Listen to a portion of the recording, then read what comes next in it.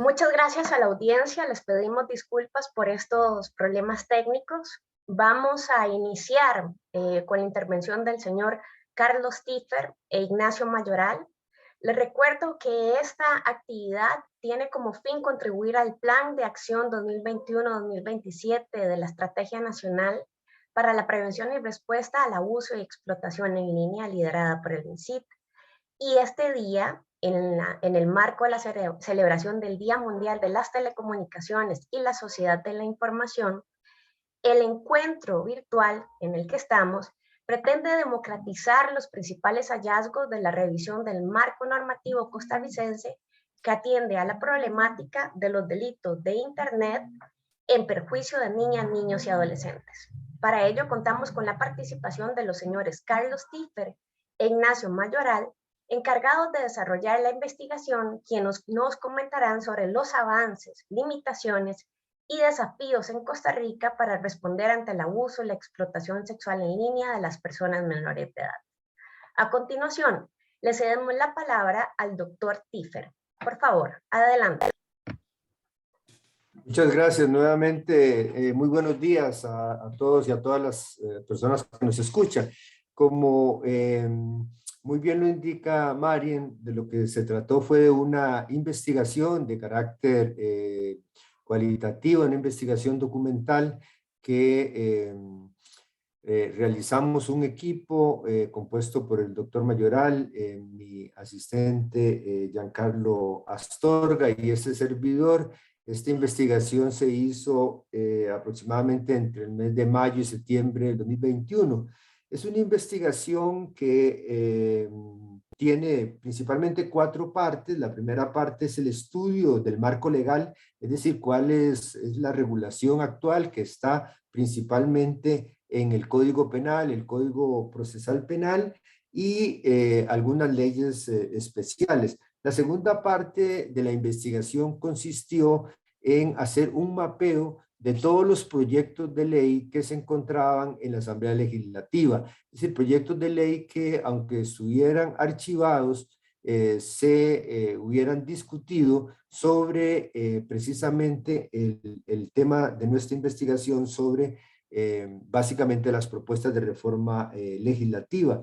La tercera parte de la investigación consistió en una revisión del plan de acción de la Estrategia Nacional de Seguridad en Línea. Y para esto utilizamos 4 ejes: el eje primero sobre políticas públicas, el eje segundo sobre la justicia penal precisamente, el tercero sobre la respuesta a víctimas, el cuarto eje sobre la sociedad civil, el quinto eje sobre industria y un último eje sobre estrategias de comunicación y medios. La investigación termina con propuestas de reforma legislativa, tanto modificaciones internas como la propuesta de una ley integral. Para esta ocasión vamos a tratar de exponer la primera parte de la investigación, es decir, únicamente el tema relacionado con estudio del marco legal y con los proyectos de ley que fueron analizados en la Asamblea Legislativa. Y para ello contamos con un índice que, si me lo permiten exponer, va a consistir primero en un análisis introductorio sobre el contexto y la justificación de esta investigación, posteriormente un marco normativo costarricense. Vamos a señalar después los vacíos normativos y los desafíos para hacer un recuento de los proyectos de ley y terminar con algunos comentarios o reflexiones finales. A continuación, le cedo la palabra a mi colega, el doctor Ignacio Mayoral. Gracias. Muy bien, pues muy buenos días a todas y a todos. Muchísimas gracias al doctor Tiffer por cederme el turno de palabra y especialmente agradecer al doctor Tiffer que, bueno, pues que contase conmigo para formar parte de ese equipo investigador junto a mi compañero don Giancarlo Astorga, quien de forma conjunta nos ha podido elaborar este informe, este estudio, del cual presentamos en el día de hoy, como señalaba anteriormente el doctor Tiffer, esa primera parte relativa al status quo o a la situación, el estado del arte de la regulación costarricense en lo que respecta a la prevención y la lucha contra los abusos sexuales de niños, niñas y adolescentes en línea. Intentando ajustar a los tiempos previstos de la intervención, pues el objetivo de esta primera parte es contextualizar, justificar el porqué de este estudio. Como señalaba anteriormente el doctor Tiffer, pues la ciberdelincuencia o el mundo ciber es para todos nosotros, todas nosotras, una realidad, especialmente para nuestros niños, niñas y adolescentes, porque la mayoría de ellos, a pesar de esa brecha digital que quedó patente en el tiempo de la pandemia, especialmente en la región latinoamericana, bueno, pues fundamentalmente la mayoría de ellos, quienes tienen acceso, viven y experimentan su mundo hoy en día en el ámbito digital.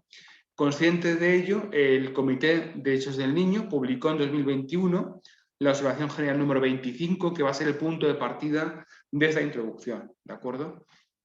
Una OGE 25 que dedica una serie de párrafos específicos a la realidad que sufren nuestros niños, niñas y adolescentes en el entorno digital en relación a su condición de víctimas de delitos de carácter sexual. Tal y como señala el comité, afirma que los delincuentes sexuales pueden utilizar las tecnologías digitales para abordar a los niños con fines sexuales y para participar en abusos sexuales de niños en línea. Las estadísticas a nivel mundial hablan por sí solas y los números en los cuales se manifiestan o se ponen en relevancia esa condición de niños y niñas víctimas de delitos de carácter sexual vienen recogidas, por ejemplo, en informes que señalan que es únicamente, por ejemplo, en 2021 se denunciaron en todo el mundo 85 millones de imágenes y de vídeos que representaban abusos sexuales de niños y muchas más que quedaron sin denunciar. Una situación que se agravó en tiempos de pandemia. ¿Por qué? Porque nuestros niños y niñas estuvieron aún más conectados al medio digital. ¿De acuerdo? Por lo tanto, en cuanto al análisis del marco jurídico costarricense, esa situación, ese estado del arte vigente junto a los proyectos de ley que también fueron analizados en la primera parte del estudio, todo ello hay que ponerlo en contexto en relación al marco internacional que viene definido por Naciones Unidas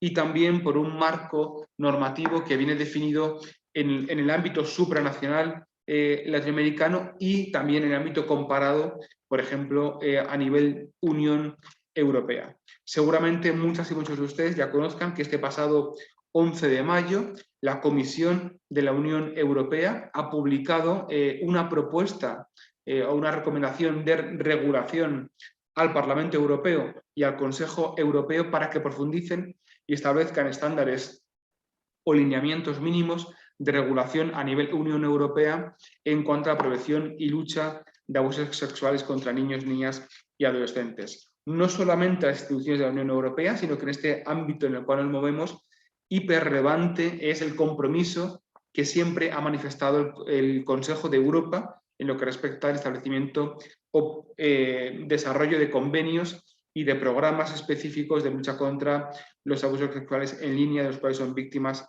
nuestros niños, niñas y adolescentes. Por lo tanto, el análisis que hagamos de la regulación costarricense debe siempre ponerse en relación con el paradigma o lo que actualmente se encuentra vigente en el contexto internacional para preguntarnos, ¿nos encontramos en línea con lo que se está haciendo en otros países? ¿Cumplimos con los compromisos internacionales de los que formamos parte? ¿De acuerdo? Y ese es el ánimo con el cual siempre se ha abordado el estudio que actualmente estamos presentando, para a partir de esa respuesta poder realizar propuestas de reforma o de iniciativa legislativa.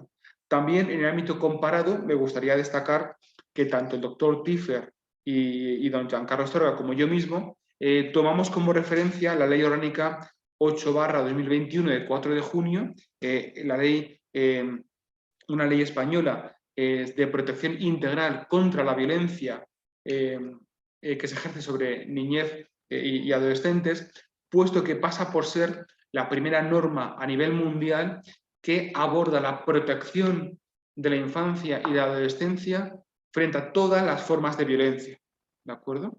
Y de forma específica dedica una sección de esa ley a la violencia que se ejerce contra niños y niñas en el ámbito online, que como ustedes saben, bueno, pues tienen muy diferentes manifestaciones. Entre ellas, una de las más conocidas es el ciberacoso que sufren nuestros niños, ciberacoso escolar que ejercen entre sí niños y adolescentes, que también tuvo un mayor incremento en el entorno, en el contexto de la pandemia, si bien nosotros nos quedamos con una parte de esa violencia online contra niños y niñas, que es la violencia sexual. ¿Bien? También en el ámbito comparado, destacar que en el ámbito online pueden ejercerse o pueden realizarse la práctica mayoría de los delitos que nosotros conocemos en el ámbito sustantivo, en el ámbito penal. De hecho, incluso el Tribunal Supremo Español ha llegado a confirmar una sentencia condenatoria de agresión sexual cometida de forma cibernética, algo que en un principio pensaríamos que es imposible, que únicamente pudiera realizarse físicamente, pues también el tribunal ha afirmado que cabe la agresión sexual incluso en el medio online, ¿de acuerdo? Todo ello para exponerles el contexto, la justificación, la necesidad de realizar esta investigación, la necesidad de continuar profundizando, y para ello, a continuación, el doctor Tiffer les va a exponer cuál es el estado de situación de la regulación del marco jurídico penal costarricense en este ámbito, cuáles son ese mapeo de proyectos de ley que se han venido realizando con el fin de poder determinar si cabe también la pertinencia de poder, digamos, despertar o poder intentar buscar que se resuciten esos proyectos de ley que puedan ya estar archivados en la Asamblea Legislativa, y de esa forma, bueno, pues poder justificar nuestra tercera parte del estudio, que fueron las propuestas de reforma a todos los niveles, tanto sustantivo como procesal y de legislación especial, con el fin único y último de promover un marco jurídico y una institucionalidad férrea y eficaz que contribuya a luchar y a prevenir contra los abusos sexuales de los cuales son víctimas nuestros niños, niñas y adolescentes en el mundo digital. Así que sin más dilación, le cedo la palabra al doctor Tiffer. Muchas gracias. Muchas gracias, Ignacio. Pues voy a tratar de utilizar una presentación que hemos elaborado especialmente para este evento, en donde se realiza un recuento muy resumido de esta investigación. Primero, iniciar con el marco normativo costarricense, en donde habría que decir que existe un reconocimiento desde un punto de vista legislativo de una nueva realidad. Esto que les mencionaba anteriormente, que se desarrolla en un ámbito muy especial que es el ciberespacio. Esto precisamente ha generado nuevas formas de criminalidad y además también ha generado una necesidad de una respuesta diferente de parte del derecho penal. Esto creo que en el ámbito de Costa Rica habría que decirlo que ha habido, tal vez no con el nivel o la intensidad que hubiéramos deseado, pero sí avances con respecto a la capacidad institucional, diría yo, y respecto a la promulgación de legislación. Habría que valorar, ¿verdad?, estos niveles, pero que sí se detecta, digamos, el ámbito institucional y en el ámbito legislativo. La siguiente, por favor. La siguiente, Filmina, pues sí. Bueno, este es un resumen, no, la anterior, por favor. Este es un resumen de todas las reformas más relevantes operadas en el Código Penal nuestro, que es desde el año 1970, y para que ustedes tengan pues una idea, no voy a leerlas todas por razones de tiempo, pero básicamente se vienen dando reformas desde el año 99 sobre la ley contra la explotación sexual de las personas menores de edad. Se han ido adicionando especialmente 3 tipos penales que tienen que ver con la producción, con la reproducción y la tenencia de pornografía o material infantil, también reformas sobre el fortalecimiento contra la explotación sexual de personas menores de edad en el año 2007. Posteriormente también hubo reformas importantes en el año 2012, 2013 y la última reforma, que es la de la ley 10.020, que es precisamente esta ley para la prevención del acoso de personas menores de edad por medios electrónicos o virtuales. Esta la conocía como una ley grooming y que reformó el Código Penal. Incluso esta legislación fue o entró en vigencia el 4 de octubre del 2021. Cuando nosotros terminamos la investigación, este proyecto, eso todavía era un proyecto de ley, estaba en el segundo debate y faltaba la firma, porque el proyecto terminó aproximadamente en septiembre, les decía, y se promulgó esta nueva legislación. Pero sí podemos observar, digámoslo, en el estudio, de que por un lado ha habido esta preocupación por esta nueva realidad, por esta nueva criminalidad, y que ha dado respuesta también a la reforma legislativa y también, habría que decirlo, al campo institucional. La siguiente.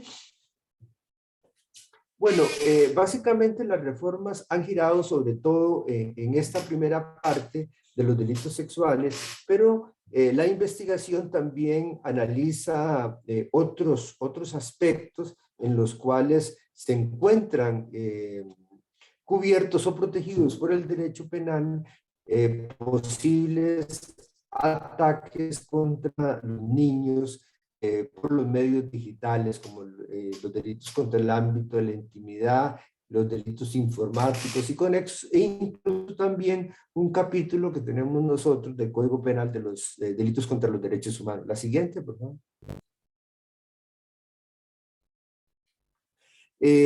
En el análisis también se hizo no solo mención al Código Penal, sino que también al Código de la Niñez y la Adolescencia. Esta es una legislación nuestra del año de 1998, porque esta legislación consagra una protección amplia inspirada en la doctrina de la protección integral y en la Convención sobre los Derechos del Niño, que cubre o abarca también la protección de esta población en el ámbito cibernético, es decir, cubriría también la protección que debe darse a los niños cuando a través de las plataformas informáticas se afecta una serie de derechos que están consagrados en este código. La siguiente, por favor.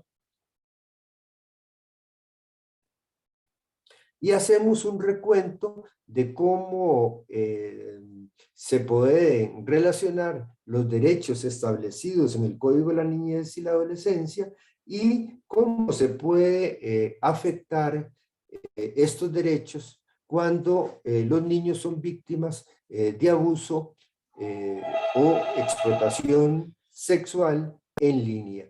Desde el derecho a la vida, el derecho a la libertad, el derecho a una protección especial. Esto es muy importante porque precisamente en este ámbito es donde se detectan los peligros y los riesgos para los niños que emergen de las plataformas informáticas. También es importante que existe un reconocimiento de un derecho de protección de riesgo o ante peligros, y precisamente el mal uso de estas tecnologías derivan precisamente en riesgos y peligros para los niños.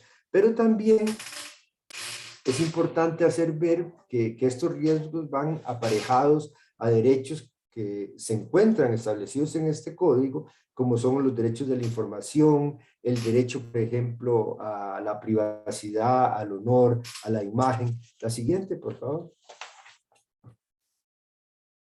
Y estos derechos que son muy importantes, como el derecho a un desarrollo integral, el derecho a tener un contacto sano con los miembros de su familia, y todo el derecho que tienen los niños a las potencialidades que pueden dar el uso de las herramientas de la tecnología de la información y la comunicación. Y esto precisamente es un aspecto relevante porque genera, digámosle, un choque, un conflicto, porque por un lado, los niños, y más sobre todo, como lo mencionaba Ignacio, en la época de la pandemia, no solo la necesidad de la utilización de esas tecnologías, por ejemplo, en el ámbito educativo, lo que genera entonces mayores riesgos. Entonces, se debe buscar una forma de conciliar, por un lado, este uso de estas tecnologías de la información y la comunicación, que son indispensables, importantísimas,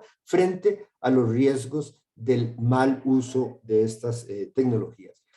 Posteriormente, algunos vacíos que nosotros encontramos en la siguiente filmina, por favor.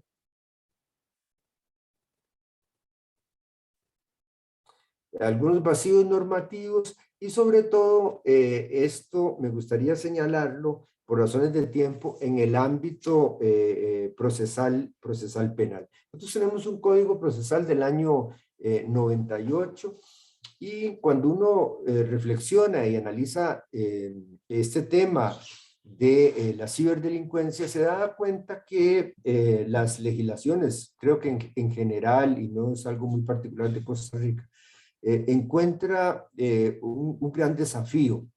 Primer desafío, a mí me parece que es el tema relacionado con un aspecto muy procesal, que es el tema del aseguramiento y la conservación de los elementos probatorios que se necesitan en un proceso de carácter penal. Pero además también presenta un desafío muy importante este tipo de delincuencias y que incide directamente en una legislación penal es la eficacia de las denuncias. Y cuando hablamos de la eficacia de las denuncias es muy importante las instancias policiales, los procedimientos adecuados, las sanciones también adecuadas y sobre todo también un aspecto muy importante que es el tema de la asistencia o atención a las víctimas. En nuestro código procesal penal se encuentran algunas regulaciones relacionadas o que podrían facilitar este tipo de delincuencia, pero me parece que se requiere una revisión de la legislación procesal vista esta delincuencia, tomando en cuenta todas las características que esta delincuencia tiene, su carácter de transnacional, el carácter, por ejemplo, que mencionaba de la prueba, no es lo mismo el tema del aseguramiento de la prueba, de la recolección de la prueba. Por ejemplo, si una policía de investigación no tiene los programas para abrir un iPhone, un teléfono iPhone, no se puede ni siquiera accesar a la prueba, la conservación de esos elementos probatorios. Y en un proceso de carácter penal, que debe ser un proceso garantista y debe realizarse con todos los derechos que establece un proceso justo, pues la recepción, la incorporación y la valoración de los elementos probatorios es un elemento fundamental para la validez de cualquier proceso y además es un derecho que tiene también cualquier acusado en un estado de derecho. De ahí entonces que lo que nosotros hicimos en la investigación, en la siguiente filmina lo podemos ver, fue que nosotros analizamos la legislación procesal penal con base en los requerimientos establecidos en un documento internacional muy importante que es el Convenio Europeo sobre Ciberdelincuencia, o el conocido Convenio de Budapest, que data del año 2001 y particularmente en Costa Rica fue una legislación que duró mucho tiempo en incorporarse porque se incorporó hasta el 2017. En este Convenio de Budapest se establecen aspectos muy importantes relacionados, por ejemplo, a las condiciones y salvaguardias, primero de las libertades constitucionales y de los derechos humanos, porque no queremos ninguna regulación que afecte derechos constitucionales y mucho menos los derechos humanos en la persecución de este tipo de delitos, por más graves, por más delitos que generen reproche, siempre el principio del respeto de los derechos humanos y las libertades constitucionales es fundamental. Pero bueno, ahí en este convenio se establecen recomendaciones sobre conservación rápida, precisamente los datos informáticos, la conservación y la relevancia de estos datos, también las facultades para ordenar el secuestro de estos datos, como el registro, la obtención en tiempo real, por ejemplo, de los datos relativos al tráfico, y toda la relevancia que tiene el tema de la conservación de los datos. En la siguiente, por ejemplo, hacemos un análisis sobre una ley que es muy importante, que es la ley de registro, secuestro y examen de documentos privados e intervenciones de las telecomunicaciones. Nosotros tenemos esta legislación, que es precisamente la legislación que se utiliza cuando se va a secuestrar o intervenir cualquier comunicación. Primero, como lo decía, el registro y el examen de cualquier documento de esto está limitado por el estándar establecido en el artículo 24 de la Constitución Política. Y creo que esta legislación también requiere una lectura vista la realidad del ciberdelito, en donde la modalidad y la comisión de estos delitos requiere de una nueva revisión. Así, por ejemplo, en la filmina siguiente tratamos de señalar algunos aspectos que son importantes de considerar para introducir modificaciones en esta ley de acuerdo al convenio de Budapest. Y particularmente me gustaría en la siguiente filmina, por razones de tiempo, ir avanzando. Se omite en esta legislación un dato un concepto más bien, perdón, muy importante establecido en el convenio de Budapest, que es el de datos relativos al tráfico. Este concepto que está en el convenio de Budapest tiene que ver con el origen, con el destino, con la duración del dato que está en el tráfico. Falta, me parece a mí, incorporar conceptos importantes relacionados con la criminalidad informática, y también precisar los perjuicios, particularmente con poblaciones vulnerables, en este caso de niños, con respecto a esta legislación. Es decir, habría que hacer una revisión de esta legislación y confrontarla con este convenio. Seguidamente, también es importante, y así lo analizamos en esta primera parte de la investigación, el protocolo de atención de víctimas y menores de edad de delitos sexuales y explotación social comercial por personas mayores de edad.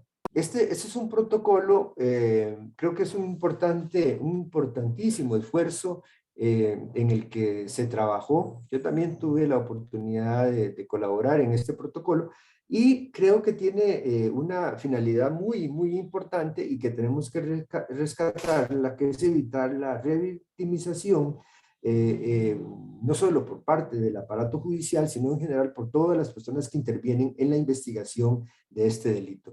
Pero este protocolo requiere también una revisión desde el punto de vista de una víctima de un delito de carácter informático o en línea.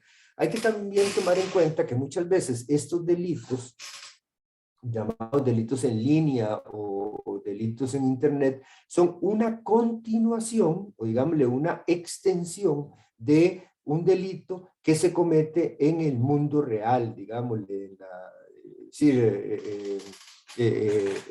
la vida real. Pues. Entonces, hay que tratar de armonizar estos protocolos, ¿verdad?, de atención y de reducción de las personas víctimas, con una prolongación, por decirlo así, de el abuso sexual que cometen personas en perjuicio de las personas menores de edad.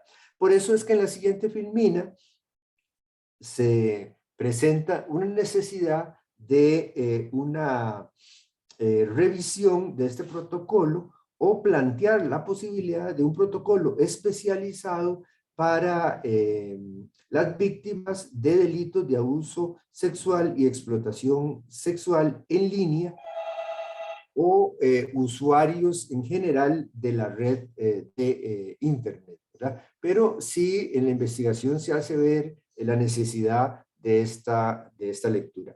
Seguidamente me voy a referir de manera muy rápida, por favor, entonces me ayudan con la presentación de las filminas, sobre los proyectos de ley. Nosotros tenemos distintos proyectos de ley que me gustaría hacer un recuento de estos proyectos porque creo que estamos, por lo menos aquí en Costa Rica, en un, decía doña Milena anteriormente, que tal vez en un buen momento como para hacer una revisión de estos proyectos y rescatarlos algunos, a pesar de que la mayoría se encuentra en archivo por procedimientos legislativos. Estos proyectos pueden ser, digámoslo así, rescatados y vueltos a poner en agenda.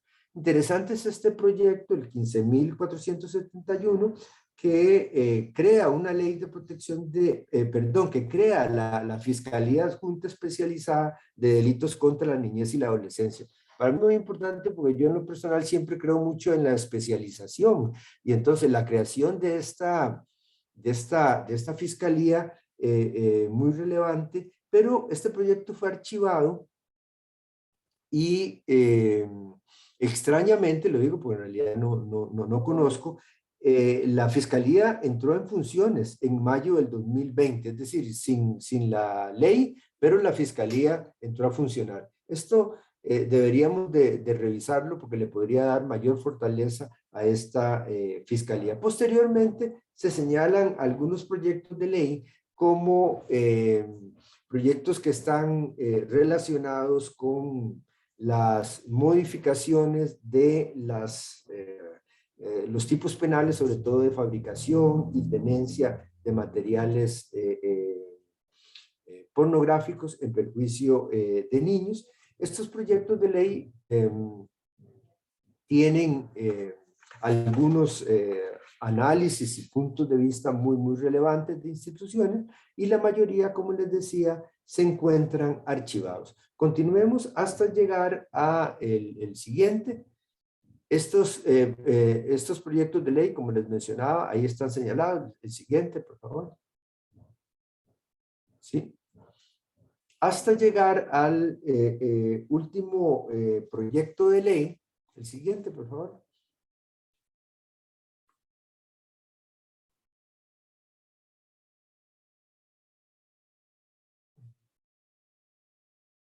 Este proyecto de ley. Este proyecto de ley, que es el proyecto de ley que generó esta nueva ley, y es la que por razones de tiempo me gustaría quedarme en un momentito, es esta nueva ley que les decía que entró a regir ahora recientemente en octubre del 2021, define el grooming y además crea algo bastante importante, que es la Comisión Interinstitucional para la prevención, para la defensa de este tipo de conductas en perjuicio de personas menores de edad. Y entonces, además, modifica unos tipos penales en el Código Penal a través de nuevas penalidades. Por ejemplo, los tipos de corrupción y seducción les impone, modifica la penalidad, y los tipos de fabricación, producción y reproducción de pornografía también modifica la penalidad e introduce, curiosamente, a pesar de que a pesar de que está definido el grooming, no lo introduce en la reforma legislativa, sino que lo introduce en el artículo 173 como aquel que inste u obligue a una persona menor de edad o incapaz a enviar material pornográfico de cualquier tipo o cualquier medio de carácter electrónico. Esta reforma legislativa es la última en nuestro país, me parece una reforma importante y habrá que darle un seguimiento también de carácter jurisprudencial. Y nuestra investigación también tiene un análisis jurisprudencial, pero por razones de tiempo la hemos omitido. Para concluir, decirles que la respuesta legislativa debería de abarcar desde nuestro punto de vista 3 aspectos: los énfasis primeros de prevención, las estrategias de persecución y asistencia a las víctimas. A continuación, le cedo la palabra a mi colega, el doctor Ignacio Mayoral, para que realice los comentarios finales. Muchas gracias. Muchísimas gracias, doctor Tiffer. Bueno, pues llegados a este punto, el objetivo de la presentación es exponerles las 5 conclusiones relevantes a las cuales llegamos tras la realización del estudio, cuyo punto de partida es afirmar los importantes esfuerzos que evidentemente el país ha realizado con el fin de cumplir con los compromisos internacionales, tanto en el plano normativo de reforma legislativa, así como el compromiso institucional desde el punto de vista de la actividad administrativa en todas esas instancias encargadas de la protección de la niñez y adolescencia. Si bien cabe afirmar ese compromiso y que se evidencia, por ejemplo, en la amalgama y continuos proyectos de ley que se han ido presentando ante la Asamblea Legislativa, lo cierto es que el análisis o la foto fija de la regulación penal sustantiva permite afirmar la necesidad de sistematizar todo el cuerpo de delitos sexuales en perjuicio de personas menores de edad. Es decir, el análisis nos permite diferenciar o detectar diferentes preceptos que sí evidencian ese ánimo de perseguir este tipo de conductas infractoras, pero sería necesario sistematizar todo ello, ¿de acuerdo?, para darle una mayor coherencia interna dentro del cuerpo normativo, procediendo a la tipificación de nuevas figuras o revisando las ya existentes, como anteriormente mencionaba el doctor Tiffer. Todo ello también tenemos que unirlo a la necesidad de fomentar la especialización de la justicia. Como todos ustedes saben, el principio de especialidad es esencial en el prisma del derecho de los niños, niñas y adolescentes, y sin lugar a dudas, en este punto mucho más por todas las connotaciones que suponen este tipo de perjuicios o de atentados contra la indemnidad sexual de niños y adolescentes. Por lo tanto, se requiere fortalecer la sensibilización y la capacidad técnica en la investigación de la explotación o abuso sexual en línea en perjuicio de niños, niñas y adolescentes, de forma que la ley adquiera una eficacia real, lo cual está vinculado al 4.º punto de las conclusiones, que es la eficiencia del sistema de justicia.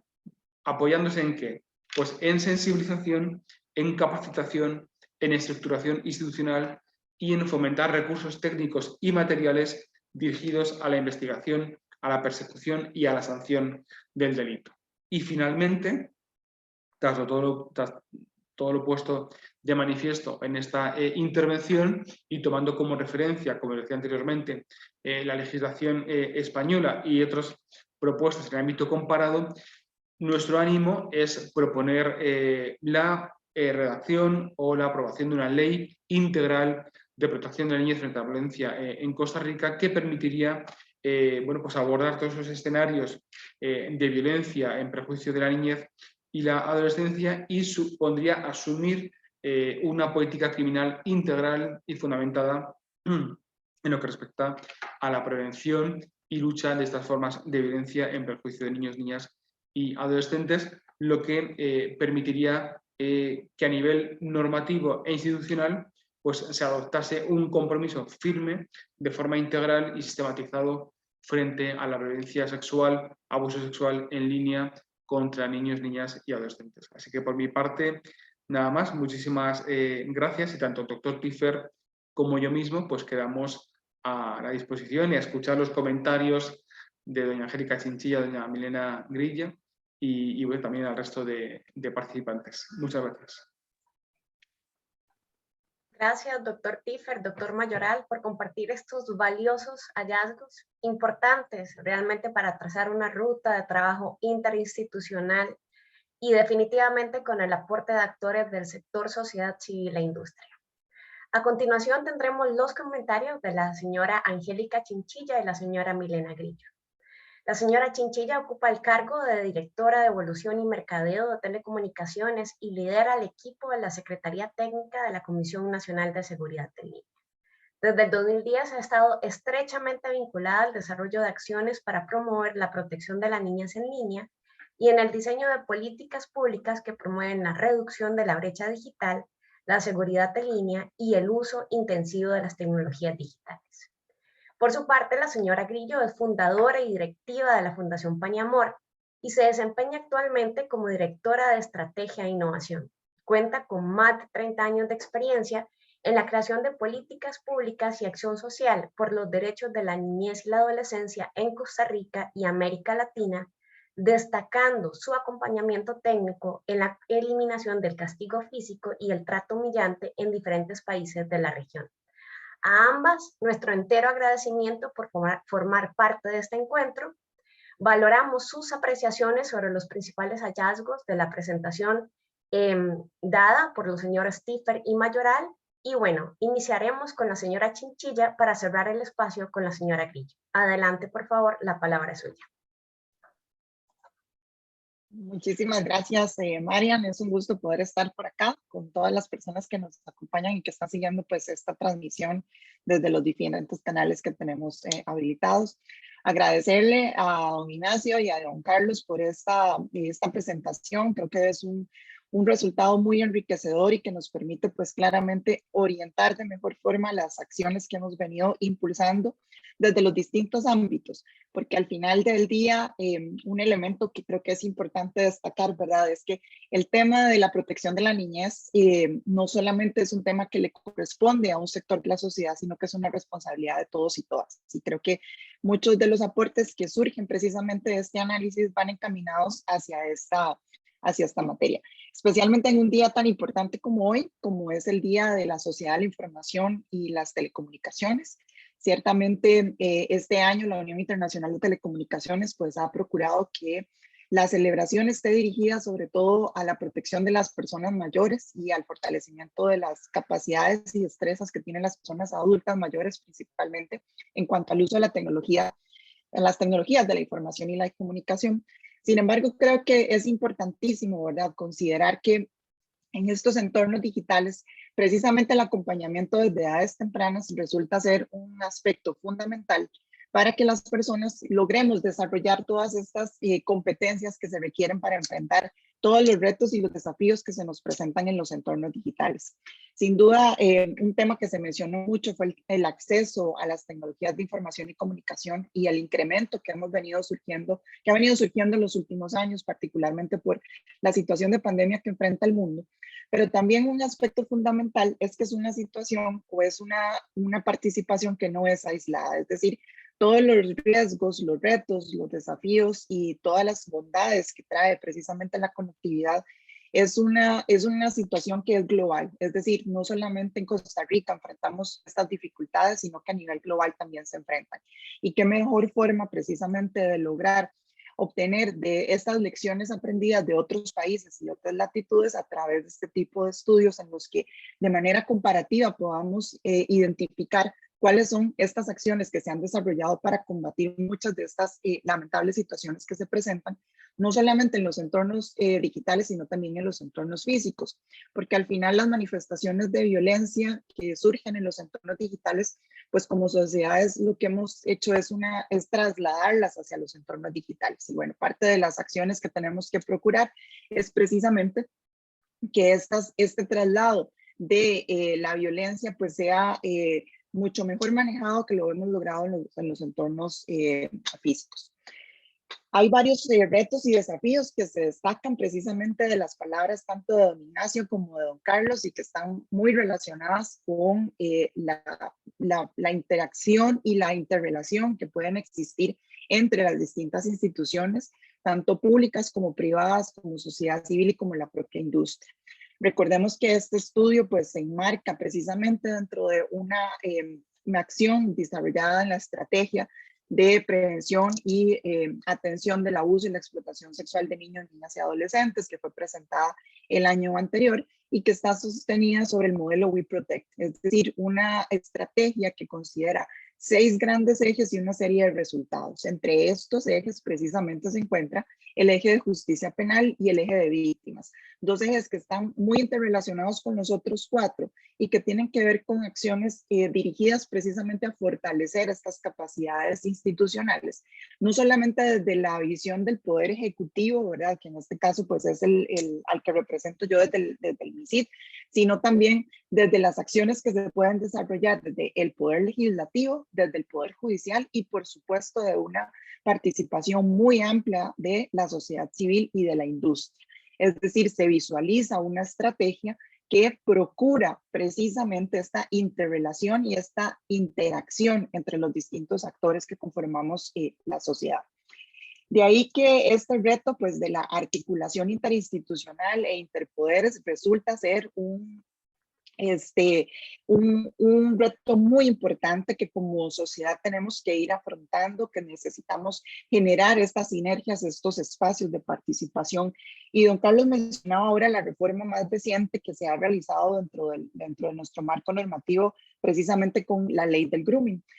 Precisamente MISID forma parte de esta comisión. Ya tuvimos una primera sesión hace aproximadamente una semana, donde estuvimos precisamente analizando las instituciones que estamos ahí representadas, tanto de el MISID, está el Ministerio de Educación Pública, participa el Patronato Nacional de la Infancia, también participa el Ministerio Público, participa el Ministerio de Cultura y Juventud, y hemos estado pues identificando y tratando de determinar una ruta, una hoja de trabajo que nos permita dar resultados en el marco de esta comisión que precisamente procura atender uno de los elementos o uno de los delitos que están tipificados en este momento, que tiene que ver con el grooming, y cómo la aplicación precisamente de esta normativa en nuestra realidad nos permitiría generar pues un cambio en el entorno y en las conductas que se han venido gestando en los últimos años. Ciertamente un gran desafío en este marco pues es la complejidad que tiene la implementación de esta normativa a nivel país, especialmente por muchos de los desafíos y los retos que planteaban ahora los dos participantes que me antecedieron, y que tienen que ver precisamente en cómo lograr esas rutas claras, bien definidas, muy transparentes y apegadas a el respeto a los derechos humanos. Pero cómo logramos efectivamente aplicar esta normativa con una respuesta efectiva, de manera que las personas no sientan un desincentivo de hacer la denuncia porque los procesos resultan ser muy complejos. Creo yo que es un desafío importante y que precisamente dentro de estas propuestas de normativas que nos planteaban tanto don Carlos como don Ignacio, es un aspecto a considerar dentro de este análisis. Porque si bien es cierto, contamos en Costa Rica con un marco normativo bastante robusto y bastante amplio, la complejidad que tiene precisamente este marco normativo a veces no es muy clara para las personas que sufren este tipo de situaciones y que deben enfrentarse hacia el sistema para lograr plantear una denuncia y lograr ver la aplicación de una justicia pronta y cumplida. Creo que es un gran desafío que también va aparejado precisamente de otros elementos que están ligados al fortalecimiento de las capacidades institucionales, sobre todo en la parte de la investigación, del levantamiento de la prueba y otros aspectos más vinculados precisamente con la aplicación de la normativa a nivel judicial. Ciertamente, en el marco de lo que nosotros hemos venido proponiendo dentro de la estrategia, la estrategia de prevención y atención al abuso y la explotación sexual de niños, niñas y adolescentes, lo que se busca también es un trabajo muy fuerte en materia de sensibilización, no solamente de la población en cuanto a el tipo de situaciones y al tipo de riesgos a los que se pueden enfrentar a la hora de utilizar las tecnologías digitales, sino también de cuáles son precisamente estas necesidades de fortalecer capacidades y destrezas en la institucionalidad costarricense a todo nivel. Es decir, entender claramente que estos son fenómenos que se están presentando y que requerimos darle como sociedad pues una atención y un abordaje integral que nos permita realmente lograr atender y atacar este tipo de situaciones desde edades muy tempranas, pero también con un acompañamiento hacia las personas menores de edad y hacia las víctimas, que no solamente pueden ser personas menores de edad, sino que también las propias personas adultas y en todos los entornos en los que nos desenvolvemos. Ciertamente el tema es muy enriquecedor. Creo que el estudio pues, nos va a permitir identificar una serie de líneas de trabajo a desarrollar, no solamente desde el marco de la implementación de la estrategia, sino también desde el marco de trabajo que se realiza en la Comisión Nacional de Seguridad en Línea, donde igualmente tenemos una amplia participación de actores con este objetivo de tratar de construir entornos que sean mucho más seguros, mucho más productivos y significativos para todas las personas que los utilizamos. Conscientes de que las tecnologías están aquí para quedarse, que no podemos generar mecanismos de restricción de acceso a las tecnologías. Esta ha sido la herramienta que nos ha permitido enfrentar una situación de pandemia a nivel global de la forma más benévola que hemos podido encontrar como sociedades. Y pues bueno, llega aquí para quedarse y requerimos entonces trabajar en estos diferentes ámbitos y desde las diferentes competencias que tenemos como instituciones y como representantes de la sociedad civil. Así que bueno, yo de parte del MISID agradecer efectivamente estos resultados que nos enriquecen mucho hacia el análisis que tenemos que continuar trabajando. Estamos en un momento, me parece muy oportuno, iniciando una nueva administración de gobierno con nuevas autoridades legislativas y creo que efectivamente es un momento propicio para lograr abrir estos espacios de discusión y poder lograr un mejor, encaminar de mejor forma los objetivos que nos hemos venido trazando a lo largo de los años. Le agradezco muchísimo a don Carlos y a don Ignacio por compartirnos pues esta información, claramente también a la Fundación Paniamor por todo el esfuerzo y el apoyo que siempre hemos recibido en estas materias y por supuesto a todos los actores de la red de actores y al Código de Mentores, porque esto lo que nos permite es continuar fortaleciendo esta interrelación y estas alianzas estratégicas que hemos venido gestando a lo largo de los años. Así que de parte de MISID, pues agradecerles y quedamos aquí a las órdenes y a la disposición para lo que consideren. Muchas gracias. Gracias, Angélica. Bueno, tenemos la participación a continuación de la señora Milena Grillo. Sí, muy buenos días a todos. Me disculpo por no tener la cámara puesta, pero estoy fuera del país y tengo problemas de señal. Decir que este 17 de mayo para Paniamor es un día de celebraciones, coincidencias y acotaciones. Celebraciones, la primera, resonar la oportunidad de estar aquí, ¿verdad? Diciendo presente como integrantes de un colectivo, la red de mentores, de actores públicos y privados con capacidad suficiente para crear las condiciones necesarias de política pública y marco legal que aseguren la realización del derecho a un disfrute seguro de las tecnologías digitales y de los ecosistemas digitales para todas las personas menores de edad que habitan en esta Costa Rica de nuestros amores.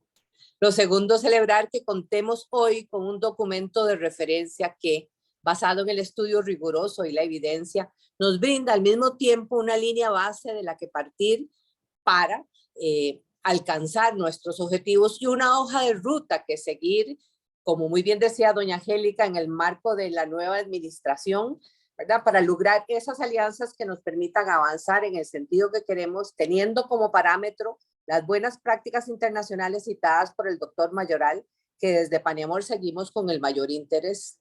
Lo tercero, a celebrar el haber contado con el doctor Carlos Stiffer, un maestro referente obligado en el país y en la región en todo lo que pueda tener que ver con niñez, adolescencia y justicia penal, sustantiva y procesal, amigo colaborador cercano en todo lo que Paniamor ha hecho y se propone hacer en niñez, adolescencia y justicia penal.